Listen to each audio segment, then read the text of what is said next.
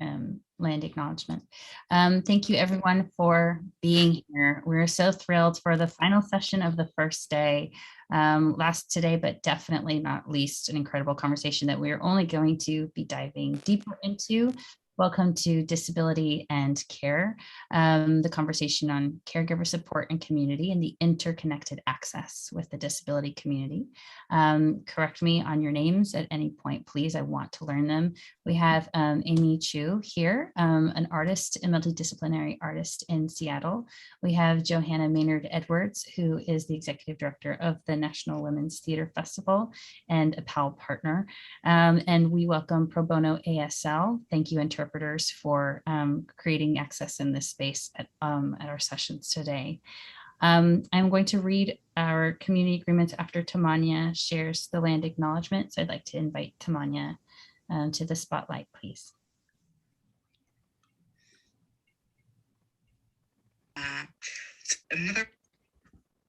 Hello. I am coming to you from the land of the Lenni Lenape people, whose historical territory includes the places colonially known as Delaware, New Jersey, Pennsylvania, New York, Long Island, and the lower Hudson Valley.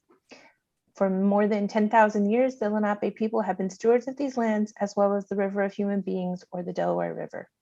Over the past 250 years, many of the Lenape people were forcibly removed from their ancestral lands and dispersed throughout the country, though some families have remained. These families continue the traditions of their ancestors to this day. The violence that removed the Lenape from their homeland is a powerful part of the history of Pennsylvania, and we acknowledge that in this moment, that we work and we live on these very lands. This is the story of the entire country.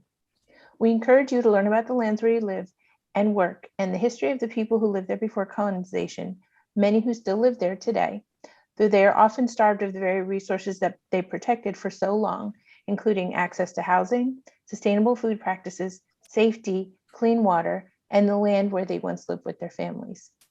This information was provided in part by www.lenape-nation.org. Thank you. And I'm Tamanya Garza, the National Director of Community and Justice Initiatives for PAAL.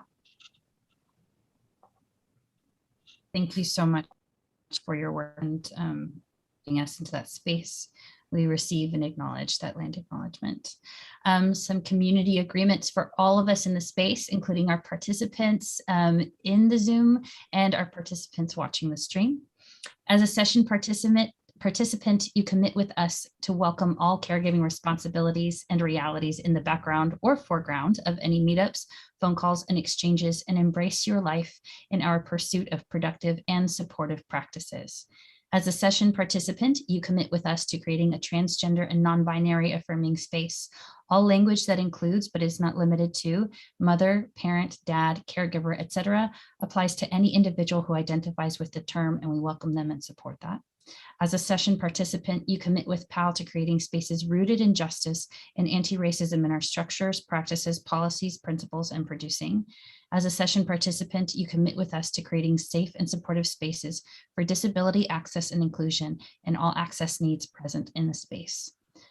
Thank you so much, everyone, for joining us, and welcome. I'll put the community agreements in the chat in case that's a more supportive way to engage with them.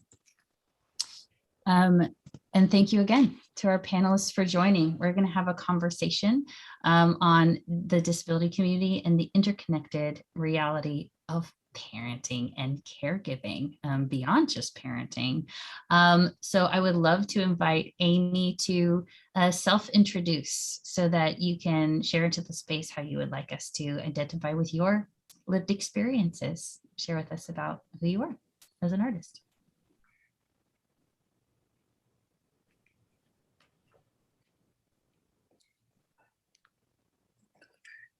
So who should go first? Is it Amy. me? Oh, absolutely. Amy, yes, please, welcome. Hi, everyone. My name is Amy. My sign name is here on the lip because I have this lip gloss right here. I'm an Asian woman, and I also identify as deaf. I am a mother of 2 children, ages 3 and 8. I'm a polywriter and actress here in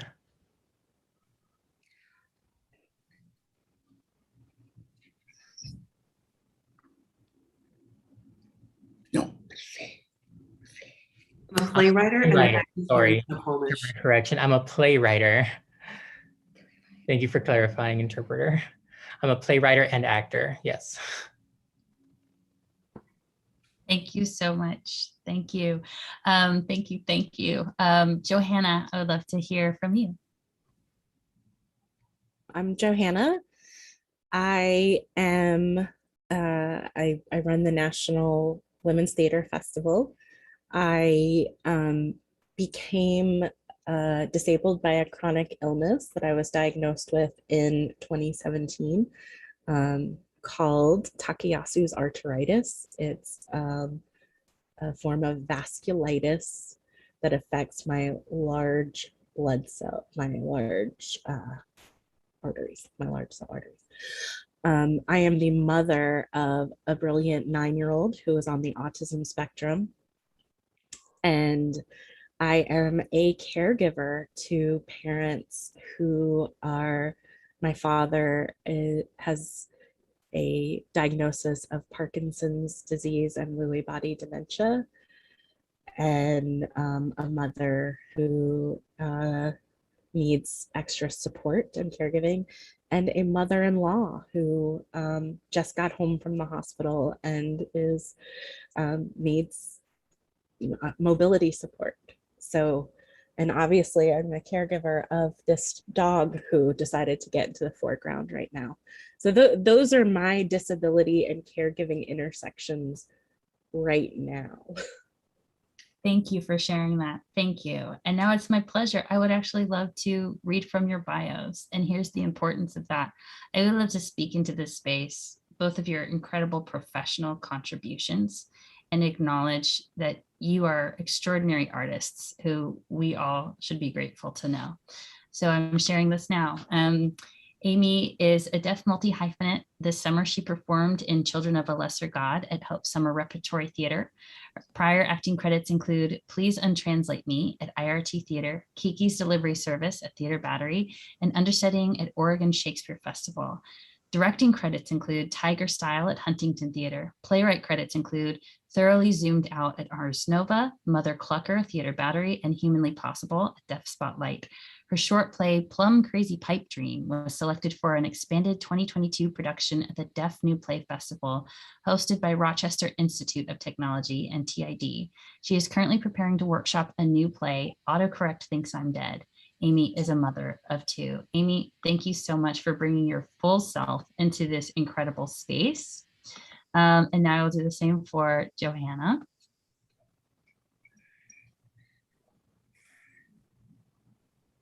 Johanna Maynard Edwards is the Executive Artistic Director of the Women's Theater Festival based in Raleigh, North Carolina. She has directed, devised, and produced in New York City, Minneapolis, and the Triangle.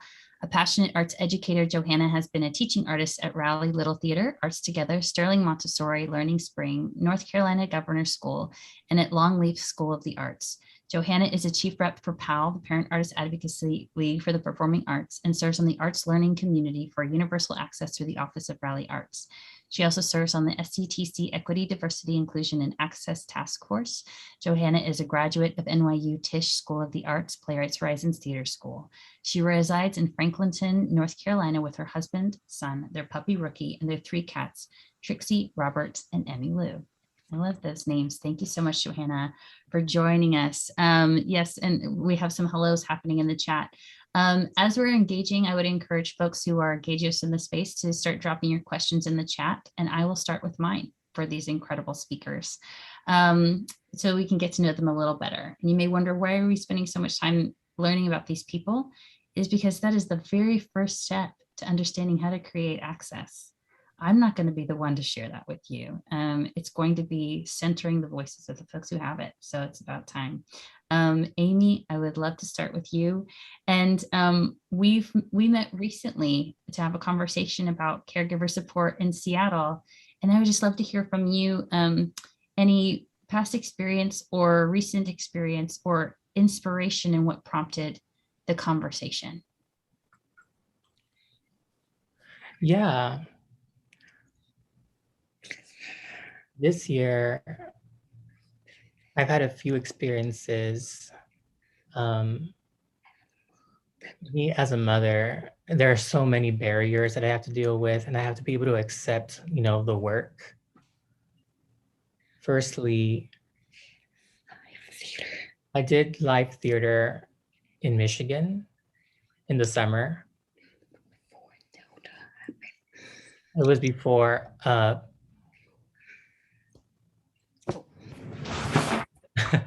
excuse the interpreter.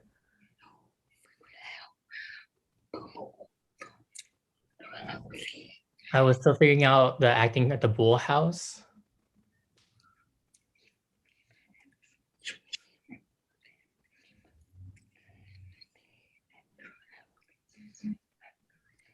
I was wondering if children and family were allowed to stay there for this residency program. Because of the pandemic that was going on, so restrictions for that, allowing that to happen, were heightened. That was the first challenge that I experienced this year. Also, I needed to decline the opportunity to do a workshop in New York City because right now I'm transitioning to Zoom, doing remote play work and live theater through Zoom, which means that there's just so much more challenging work navigating that. I have to fly around, leave my children here, and then go to a different state. And now I'm starting to think about who else out there is experiencing the same thing that I'm going through. I'm a disabled person, but also it's really challenging, not only as a disabled person, but just as a mother in general. So that's kind of what's been going on with me. Thank you. Everything you shared is so relatable, or at the very least comprehensible for us from an empathic standpoint. In terms of, the obstacles as a mother, before COVID, what was that experience like? Because I know that it's just exacerbated, but what were your experiences earlier on?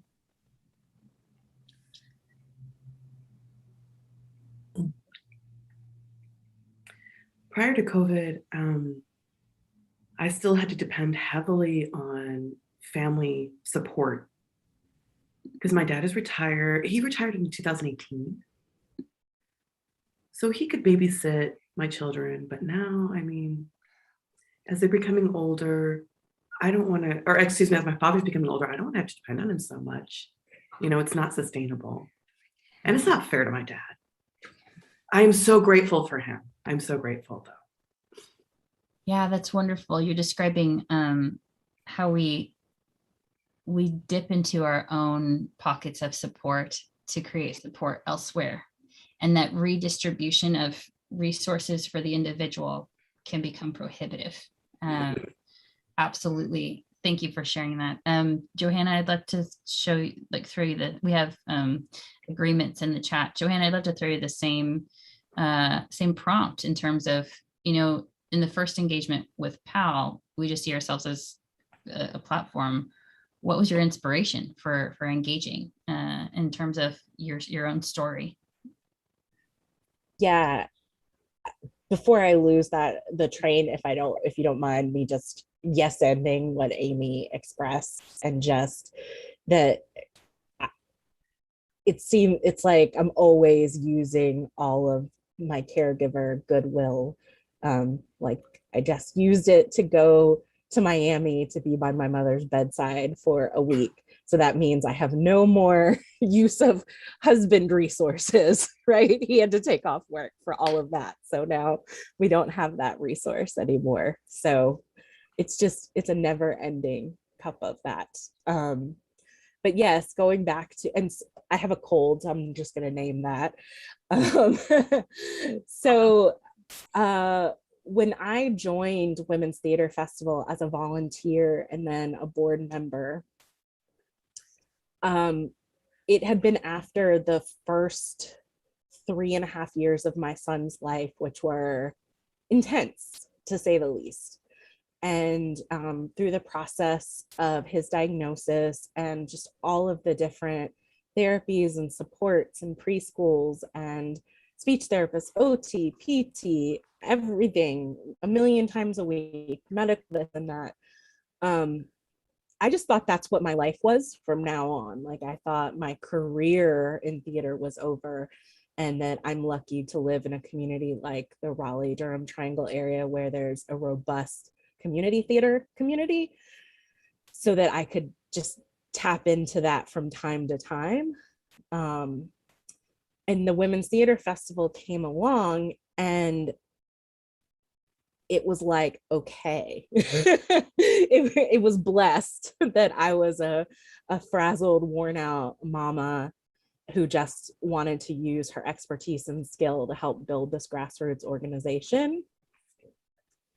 And actually, the month that I moved from board member to managing director of this organization was just before I was diagnosed with my autoimmune disease. So if anyone here who's been through the process of having something rare and strange diagnosed, you go through a period where you are in agony and nobody knows why, but they can't give you anything for it, because to do that would be suppressing what's happening, and then they can't do the tests.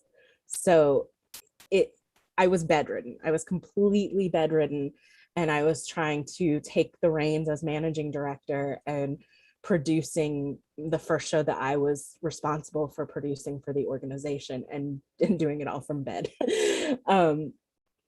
So like, this organization has had to make space for me at the onset in a radical way. And so as I've gone from volunteer to the executive artistic director, it's my job and my privilege to create other pathways of access, you know, to say, I know what it's like to have many, many intersecting needs and many, many intersecting reasons why this is hard, and also to be able to show, but aren't I worthy of being here?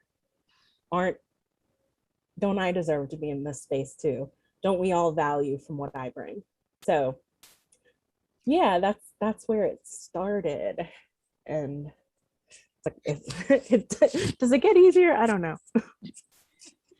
That's okay. Thank you so much for all of that. You know, at our first session, Noelle Diane Johnson from Artist Heal, who is moderating the conversation, shared the phrase, walking out of the fire, carrying buckets of water for your community.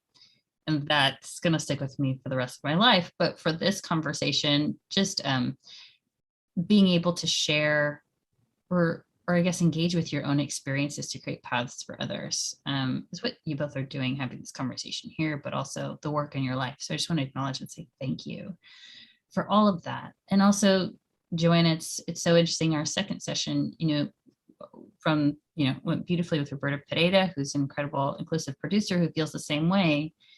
Having this conversation of, it's not, do we have the numbers to support people? The question asked is, aren't I worthy? That you just phrased, aren't I worthy? Aren't I valuable? And identifying what resources we need to find from that perspective is so empowering. And so thank you for introducing that context. So moving from your, moments of inspiration and the paths you're on now, I'd love to offer the prompt to both of you, and I'll offer it back to you, Amy, of what do you wish folks knew in your community about the intersection between disability and caregiving?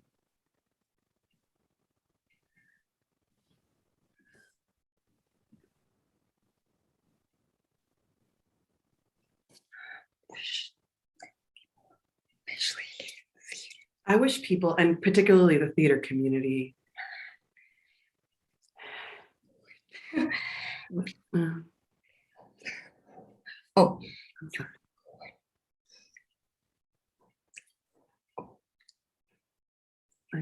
Unicorns. Oh, I wish people in the theater community were not thinking that we're unicorns. Parents who do theater, we're not unicorns. We're there. We just don't have the resources to do it, We've always been there. We need to build this kind of a pathway for people like us.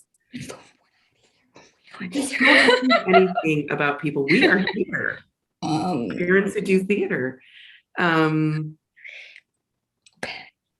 Recently I met with somebody, recently I met with Rachel 3 weeks ago at the Sound Theater Company. And, you know, we used to work there, right, as a grant writer.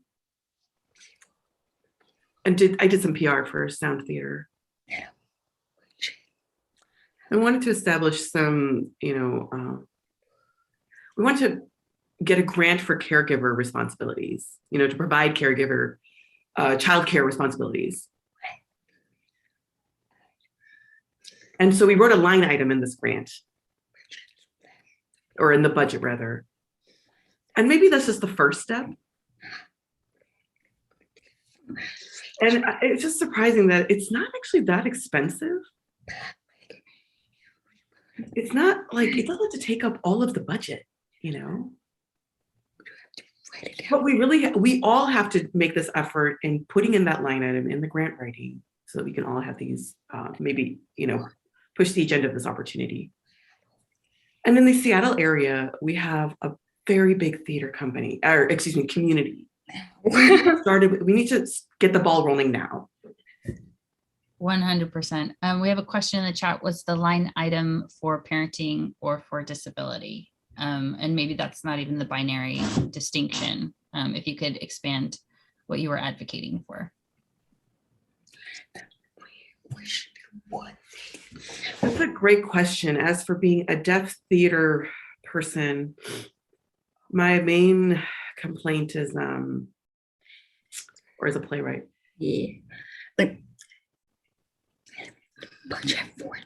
budgeting for interpreters.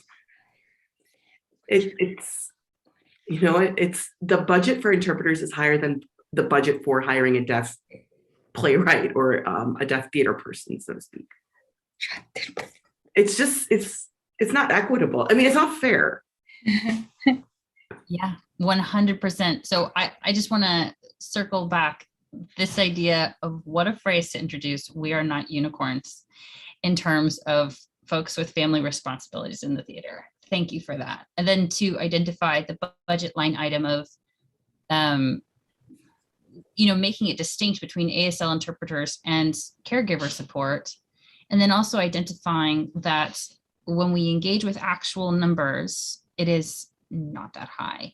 And that has been a big mission of PAAL to advocate for, and a perfect transition for me to throw the ball to Johanna Maynard Edwards, because this is work that she has also been doing, that she's been applying organizationally, which is one of the reasons why the National Women's Theater Festival is the PAAL host organization in the Triangle and national partners with us because of their commitment to that budget line item.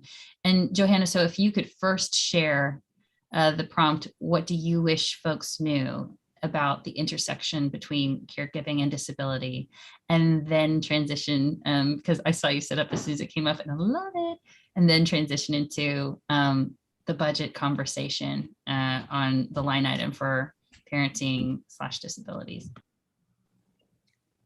What I wish people knew is how tender we are. Those of us who are facing so much just to get into the rehearsal room, and just, oh God, I wish people understood in an empathetic way how tired I am, how tired all of us are who are facing these multiple intersections of what else we have to do with our energy and our resources of time and energy. And how it's hard to plan for because it changes, right? My needs, and, you know, using the spoon theory of chronic illness and disability, of we only have so many spoons of our energy to give each day. That can change from day to day, from week to week. And if my mother-in-law falls that changes what I'm going to be able to do at rehearsal that night. If my son has anxiety and refuses to go to school Monday, Tuesday, and Wednesday, it changes what I'm able to get done each individual day. And there's an intersection there with our work in anti-racism, because with BIPOC communities, like, we can't control what Black person gets murdered that day, and people have to come into rehearsal, right? And so just all of these different ways of understanding that we have to loosen our sense of control and perfectionism on our product, our work product. It benefits everyone who is facing a marginalization to do that. But yeah, okay, talking about what line item is it, parenting or disability? This is my favorite thing to talk about as a budgeting person for my organization, is that it's all access. That we have one access line, and parenting needs and caregiver needs are access needs. What do you need to access this process, to access this program, to show up for work with your whole self? What do you need? What are your access needs? And getting super duper comfortable naming all those things. Because we all have to unlearn that we can do that, right? Because we don't know what to ask for if we've never had the opportunity to ask for it. And that's why PAAL is such an important organization to say, here's all these things that you could be asking for that you didn't know you could ask for. So we, in my organization, we put it all as access, and then the sublines are access / ASL interpretation, access / childcare, access / captioning, access / and then down the list of what that service is or what that provider is going to be. Does that make sense? 100%. Thank you. And I also want to circle back to your first response in regards to the tenderness and the exhaustion. I just want to share a comment was shared. Exhaustion can be a powerful thing with disabilities, and that can be problematic with theater. Absolutely. Thank you for bringing that into the space. The conflict between even being tired and how engaging with a disability requires your resources in a different way, and how the toxic theater culture demands all of your resources all of the time. And so then how is that even possible to contribute if that's the work culture?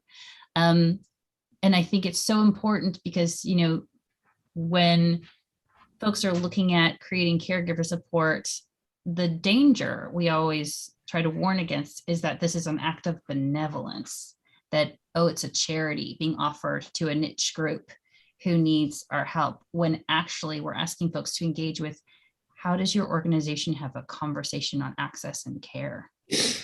I guarantee you there are folks who do not identify as parents or caregivers who need more care and support if this is a new conversation that you're having. And just to share with folks, we recommend the 3 steps: asking, is it legal? Is it ethical? Is it compassionate?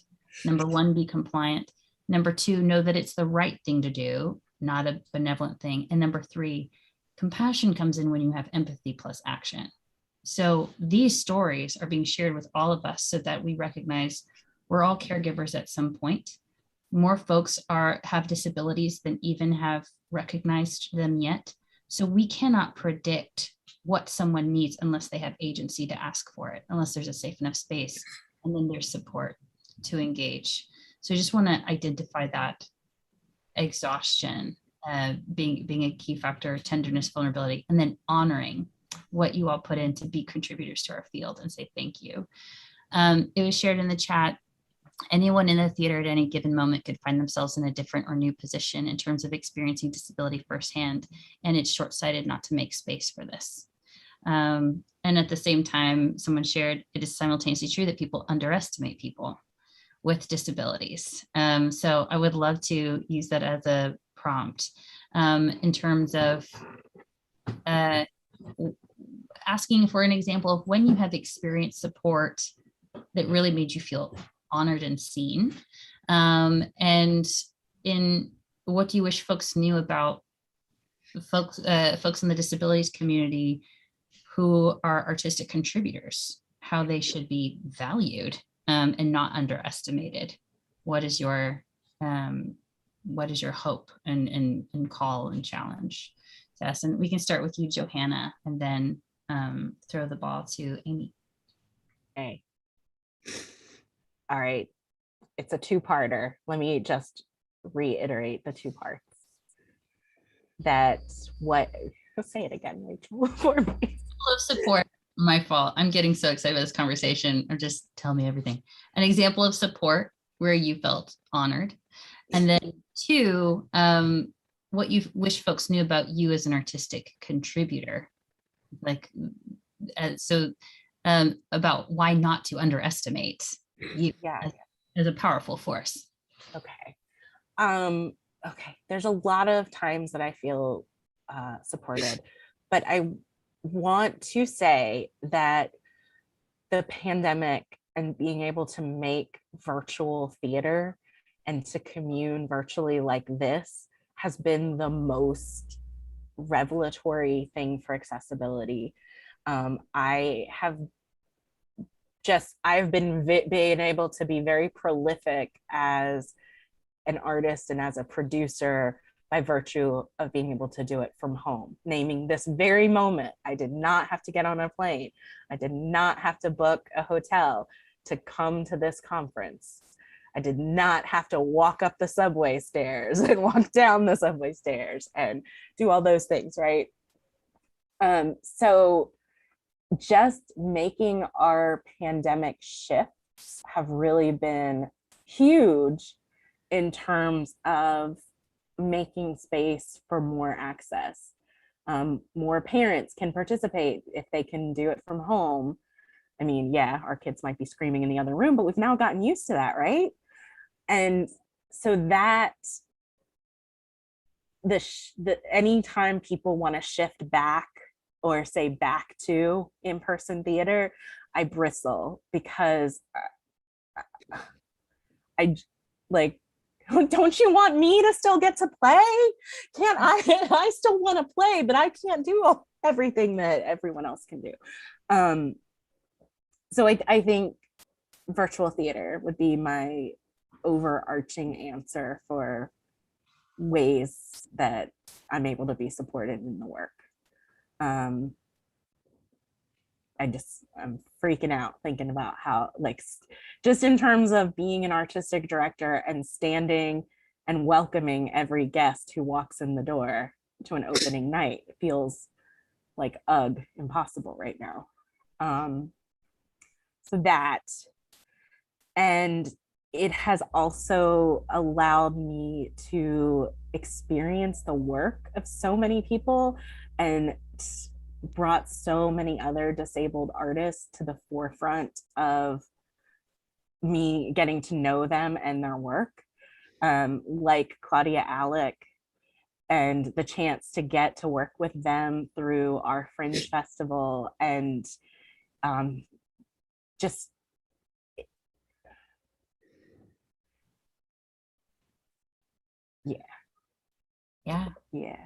Yeah, so much. Hello, Christina, our PAAL rep in Los Angeles, shared the silver lining of this time, more accessibility. I just want to uplift that as well. I actually had someone write me and ask to talk about virtual theater as access for parents. And I'm just going to say a huge yes. I've done more theater and hung out with more theater folks in the pandemic than I have my entire parenting journey. And it's because I don't have to be spending $25 to $30 an hour while I hang out with you and hope we work together one day and just burn that cash. So just a huge yes to everything. And you're talking about space access too, that your physical body is not being taxed just to greet people and make an appearance in order for opening night to function. Like, to me, if we're talking about not wasting resources, we shouldn't waste the brilliance of who you are as an executive director, because I've seen how you've budgeted and grown this organization in extraordinary ways. And the madness of we could be missing out on your talents and your contribution to this field because we insist on showing up to a building is diabolical, I think. It really needs to be abandoned. Yeah. pretty rapidly. I'm going to say it into this space because I live for it. During the pandemic, we increased my organization's revenue by 156%. All of it going back out to pay people. None of it sitting in a cushy little account. 156%. So like, that's the power of radical access. Yeah. Yeah. And National Women's Theater Festival intentionally engages with folks with access needs, intentionally. And it Which is approved the budget. Which is, and I'm going to stop talking in seed space, but which is not to say, don't hire me, don't ask me to come work at your theater. Like, it might take me a little bit extra. Like, please, I do want to, I do want to come work at other companies. I do want to, I'm ready. My son's 9. I'm ready for contract work. I can leave him home. Come on and hire me, please. But listen how, in all of these calls so far in the summit and the whole history of this conversation, and then I'm going to throw the ball to you, Amy, to ask for your supportive examples and what you wish folks knew about yourself as an artist. We are constantly unpacking the binary. Yes, I love virtual theater, but then don't say that you're not going to offer me a job on site. Yes, I love being home with my kids, but then don't ask me to leave them home, not to leave them home and come to your theater. That would be great sometimes too. Please take the either or out of our thinking in terms of access. Give the person agency to say no or yes to an opportunity, and then ask, what do you need? And that's how the conversation can continue. Amy, I would love to hear from you in terms of a time you felt supported and what you wish we all knew in terms of the value of you as an incredible artistic contributor to this field.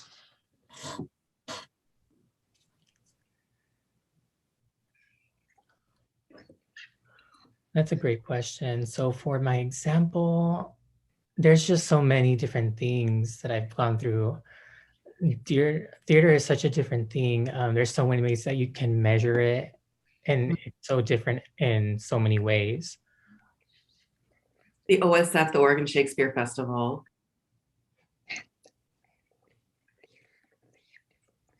Go ahead, Sarika. Oh, hang on. Sorry. Do you mind?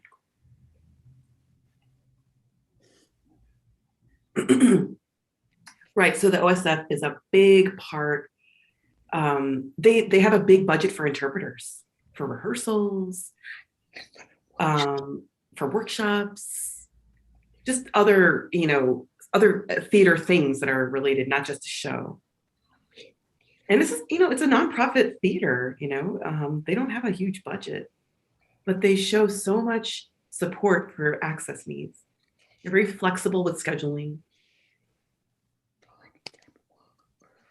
They start their table readings early rather than later because, as in later in the day, so that I can put my kids to bed and then join the table reading. It's things like that kind of schedule flexibility.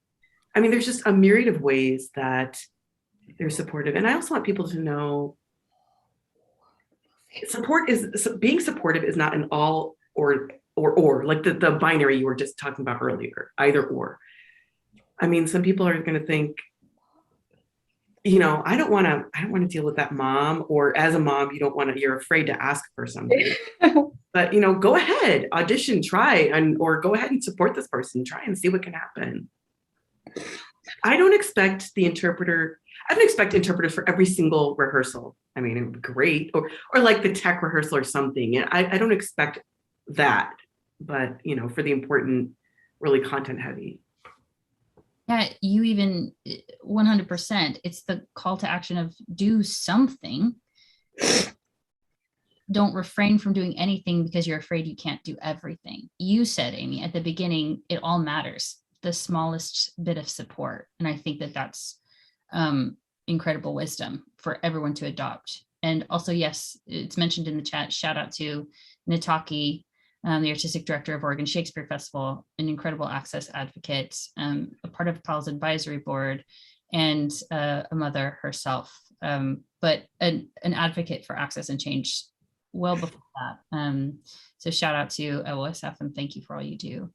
Yeah, Amy, and I would love to hear about you as an artist more, about what you wish folks knew in terms of the value of your contribution, your opportunity to say, I'm worthy of this because I, yeah.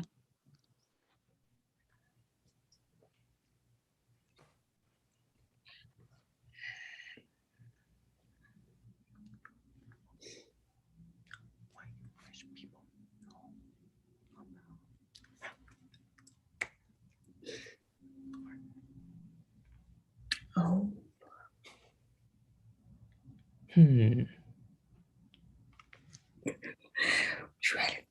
trying to think about something nice to say about who I am. I know that might be a little silly. It's a little challenging of a question. So I don't know.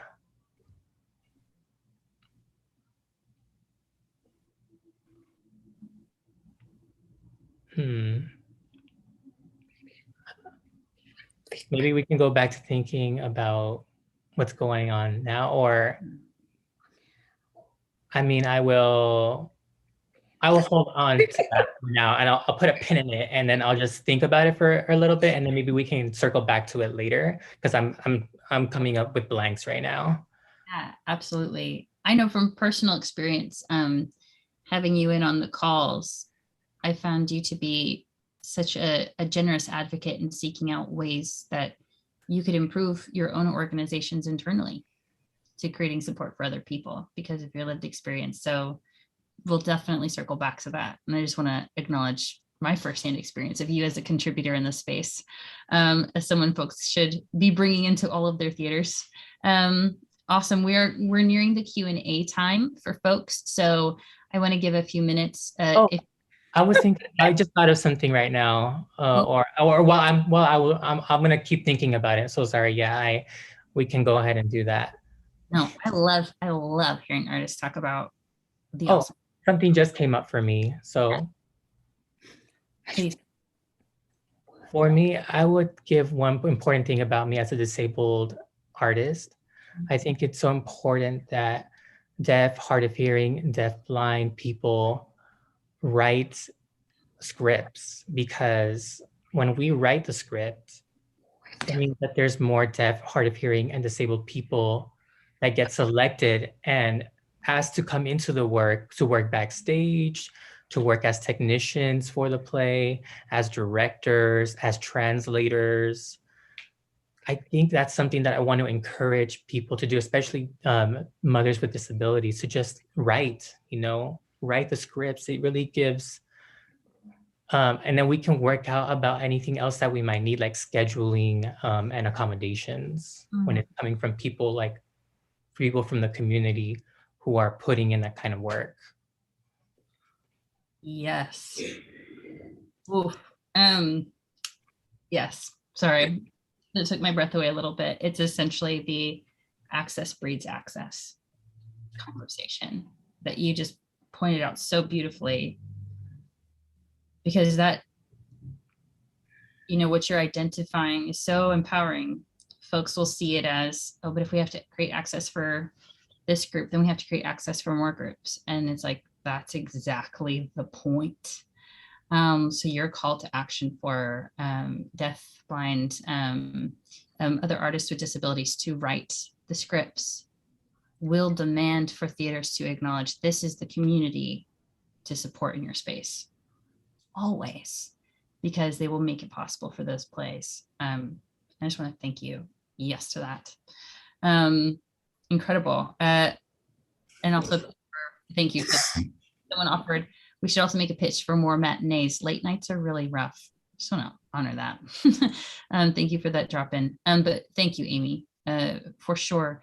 If we could populate the chat now with any questions that are in the room that you all have in terms of experience or recommendations on creating access, that would be wonderful.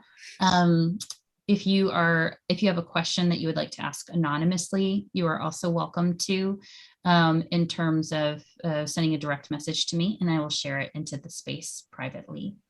And I will start with my own question because I know it takes a while for the text to come in.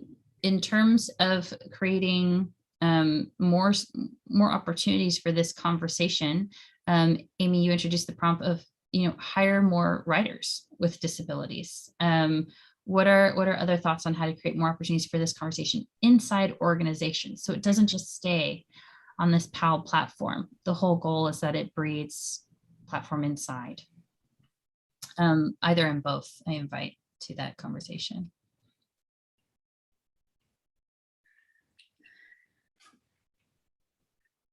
I'll go first if that's okay. This is Amy.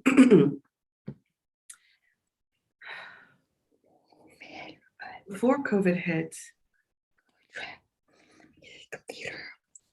I was offered a contract with a big theater, the American Playhouse.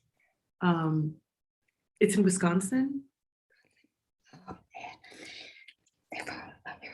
And this company has never hired a deaf person before. I was the first time. They were really motivated to learn how to, accommodate. But I was hired as a cultural advisor.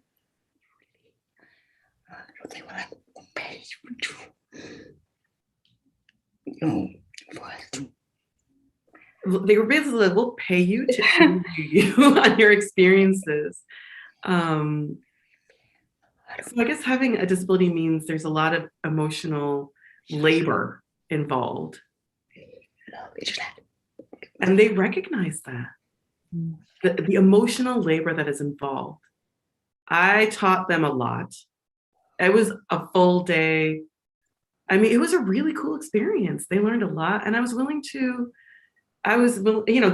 pay for that. I got paid for that. Yeah, awesome, as you should. And I love hearing that that your labor, had value, that should be valued on the budget line item. That yes, these opportunities for education of people's lived experiences need to be honored that way. That's awesome. We have a question that then we'll jump to you, Johanna, if that's okay, because I believe it's inspired by Amy's recommendation in the chat. How do you think theaters can find more writers with disabilities? Not everyone identifies.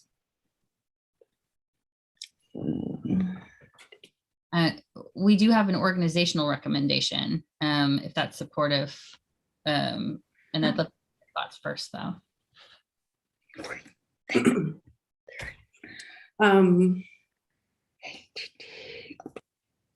What is it called? HD, the American Theater of disabled people. There are so many theater organizations and groups that you can look to. You get in touch with them and you ask them, where are your playwrights? Where are your writers? At festivals, you can meet people. Festivals, and then when you watch plays at festivals, you can say, "Oh, that was a really cool story." And you can get in touch with the person who wrote it, and then you offer them an opportunity to write based on whatever theme that you're proposing, you're pitching. That's one, yeah. I don't know. We're not unicorns. You can find us. Right. We are many. We are not rare. Yeah. 100%. Yeah, and I would build beneath that too. More organizations need to start self-identifying as institutions that want to create access, because so often, even with caregiver support, which is why we say, don't just put it on the budget, put it on your EEO statement, put it, your commitment to anti-discrimination against family responsibilities, put it on your audition calls that there is a child care fund in this production. So you don't have to not audition for this piece. Children are welcome in the audition space, etc. We have to flip the conversation from how do we find the artists who will expose themselves and their potentially very personal lived experiences for us to hire, and put it on us to say, how do we expose ourselves as an institution who is learning in this area and wanting to grow? And if that feels vulnerable, I would just kind of flip the script back and say, imagine how vulnerable it feels on the individual to identify themselves for potential work, because the risk needs to go to the institution where the risk is low because of the power dynamic and the resources are higher. Then on the individual to self-identify before the job comes in where the resources are low and the risks are high. So I would encourage anyone who wants to take and should take Amy up on this challenge to hire more writers with disabilities. Then identify yourself as an organization that's creating space and support for that and put in the work. And I promise you, when you're forward facing with that, when you're public about putting in the work, the writers will seek you out as a safer space. And that's, I believe that's the work that needs to happen before you start bringing folks in to hire, because it will also reduce the harm that happens in the space. And Johanna, yes. Yeah, I mean, I want to plug our program that is coming up. We do an annual staged reading festival called Occupy the Stage. And within that, so I think one of the solutions is bulk. It's you move the needle by increasing the number of playwrights who identify as blank, actors who identify as blank, by just upping the sheer numbers, right? Doing it at once. So Occupy the Stage is one of our attempts to solve that by having, this year we're going to do 23 staged readings in this festival. So 23 different plays. Last year we did 40. That was a little bit nuts on our internal bandwidth. So we're doing 23 this year. And we do ask player, and Alana, like in terms of running an organization, the self-identifying part is the hardest part on all counts. And whether you're dealing with patrons or artists or administrators or whoever you're dealing with, like Rachel's saying, is like that work to create the place where people feel safe self-identifying. It's a very nuanced, multi-layered thing, but like simple things like asking people for their access needs when they buy a ticket. Do you have any access needs we can support? And in our Occupy the Stage submission form for directors and playwrights, we do have an open space where we say, we're asking you this question because we want to include as many intersectional voices as possible. So we invite you to share how you self-identify. And then when we create the program for Occupy the Stage, what we're trying to do, we identify what are in the program, what are Black stories, what are disabled stories, what are parent stories, so that potential producers can come and look at our program and find multiple writers who identify as disabled, multiple plays that have disability themes, multiple playwrights who are people of color to choose from, with multiple different types of stories, multiple, not just, we have a rule called no one person team. So with any project we do, we try to balance not having just one of anything. So within the program, how many trans voices can we lift up? How many different voices in community can we lift up together? And so like, that's a thing that we offer.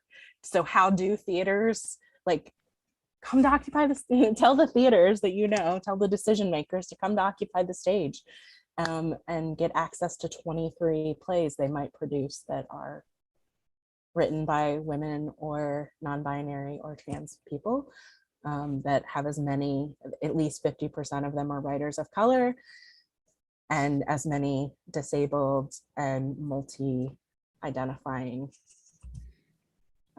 people as possible. So yeah, I think that's a great solution. It's not the only one, but it's a solution. Yeah, that sounds like intentionality. go to the spaces that are safe for these folks and learn from them. Don't just grab from them, learn from them. How are they creating safe spaces for this art to happen? I also want to honor in the chat, thank you to the participant who asked the question about hiring more writers with disabilities, who identifies as a playwright with a disability. I received that adjustment, thank you. So I offered the challenge to organizations and also to folks. We get this in the caregiver conversation a lot, and the intersection of identifying yourself to an employer. I just want to relieve anyone of the burden of feeling that that obligation is yours to speak up and like, pre-employment identify in a way for your employer to feel more prepared. Do that insofar as it supports you as the individual. The obligation is really on the organization to have the legal and ethical and compassionate work and education done on their part to be ready for you, and not for you to risk discrimination in employment when you feel unsafe in the interview or the audition process. And I just want to encourage everyone that way. And also recommend our PAAL handbook on the page, because too many theaters do not have HR. And so the possibility for discrimination is very real. So I want to invite any questions about that into the space that we help support, because as we're having this conversation, it's great to feel that, oh, there's going to be more employment possibilities, but this growth period that should last forever, because we should be growing forever, of inviting more access needs into our spaces also requires compliance and an education on how to reduce harm and treat people legally in terms of the hiring process. It's not just a group of friends making art. This is a professional situation and needs to be treated that way. A question in the chat. I also think direct reach out to the communities through fellowships, mentorships, workshops. Yeah, exactly like Johanna's talking about, real concrete programs that people can take advantage of to find new diverse talent. Yeah, 100%. And that's also a call to all of us to, not just buy tickets to the theaters doing the glory projects of like, we hired a writer with a disability for this play is fine, but seek out the programs, like Occupy the Stage, or seek out the theaters, that Amy, you mentioned created great support for you, like OSF, and be a patron there. Buy those tickets. If you really know an organization is investing in their budget culturally to create interconnected access for folks with disability and caregiver support. In the chat I'd like to add that the size of the disabled population is only growing. Autism numbers, longer lives, orgs that recognize that are, I would say, ahead of the curve, and the curve is behind progress for sure. And in terms of the population, the disabled population growing, we're also, I would say, growing in our understanding on how to identify folks with disabilities and create support for that. Like Amy keeps saying, we're there. It's not that like, oh, they exist once I learn about it. It's we've always existed, and the question is, will we recognize it? It's important. The working statistic is that 25% of people will become disabled at some point in their lives. So in any room where 4 or more are gathered, chances are there is a disabled person in that room, whether they self-identify that way or not.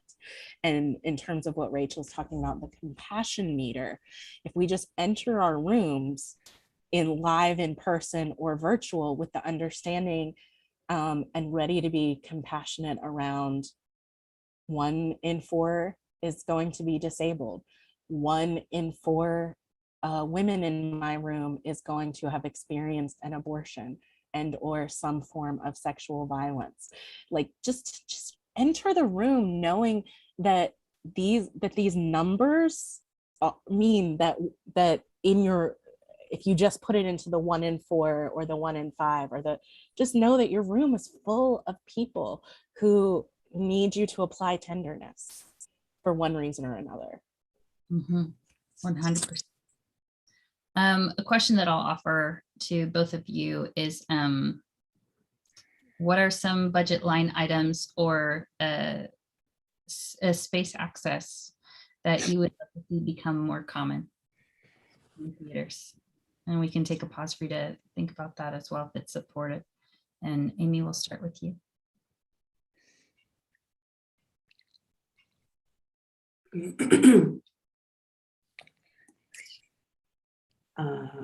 me think.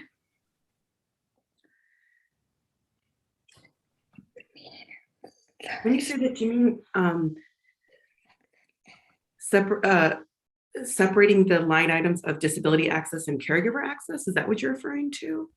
Any and all, if you could create a dream budget, what would be on your list?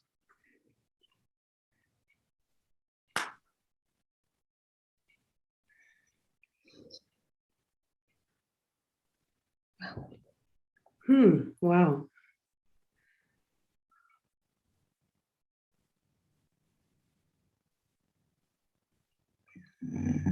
Amy, if you want me to go first while you're thinking, I can rattle them off like it's Christmas morning, the things I want.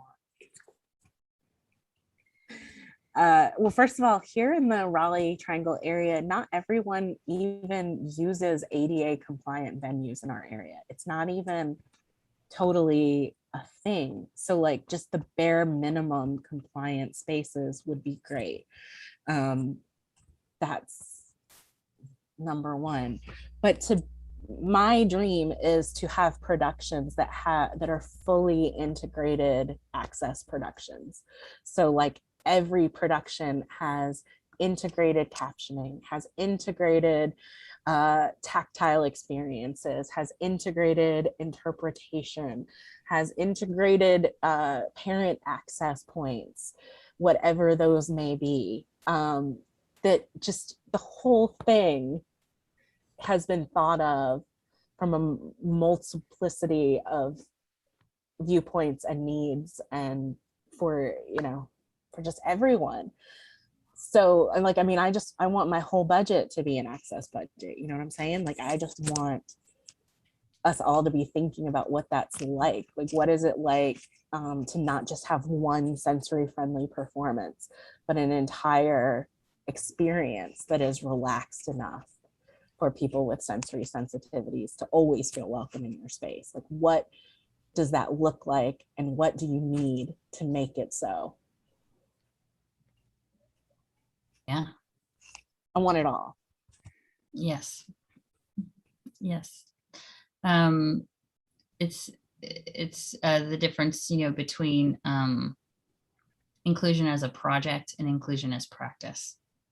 It sounds like, inclusion as a project is like, we start off with the pilot of, okay, we're going to intentionally start hiring and creating safer spaces for X. But the question we want to challenge people, especially with this summit, is how are you making, what you're talking about, integrating access, the practice for the rest of your organization's lifespan. Learn on the small scale, but then apply it on the larger scale as a continued commitment, for sure. And Amy, yeah, the application of the question can even be as a mother artist, very individual, which is something we care very much to hear about from you in terms of what you seek on a budget line item. I'm thinking about my dream budget, and it's different as a parent, really, the idea for what support we need. Some prefer just to leave children home with a caretaker, and other people want to bring their children to go see a play or for an audition, or it varies. So really, my 3-year-old, she just doesn't want to go to auditions or rehearsal rooms at all. She will destroy the machines. But my baby's a different story. And parents themselves are different. So Joanna and I, we have sons who are the same age, around the same age, 8 and 9, but they both have different needs. So, it really varies parent to parent. My daughter is deaf, my daughter is deaf and my son is hearing, so they need different things. So it's not going to be a one budget fits all sort of thing. The budget itself has to be flexible to accommodate for different situations that might come up for different families. I think that's beautiful. And also a great recommendation to make sure that your budget has enough give to support the people who enter your space, as opposed to the people having to be the ones to be flexible and give of their lives for the budget to take precedence. I thought of something else I want in my dream budget. I want a housekeeping budget, because I can do my theater work and I can almost be an okay parent, but I can't also keep my house clean on top of all these things. Feels like an access need for my family lately, is who's going to clean our house? That's huge. I know that like a lot of dispelling myths and rumors is me being like, hey, behind this blue screen and underneath this Zoom line right here. Yeah, 100%. And how can we establish that as the professional standard? You know, that's what a professional's life looks like. And we can't expect folks to get everything done as though it was no problem at all individually, and like peeling back that mask. We're going to stop the stream at this point for the last 10 minutes for any private or more intimate conversation that may come up. And so I just want to thank everyone for joining us on the live stream. And those of you in our space, please feel free to stay for the next 10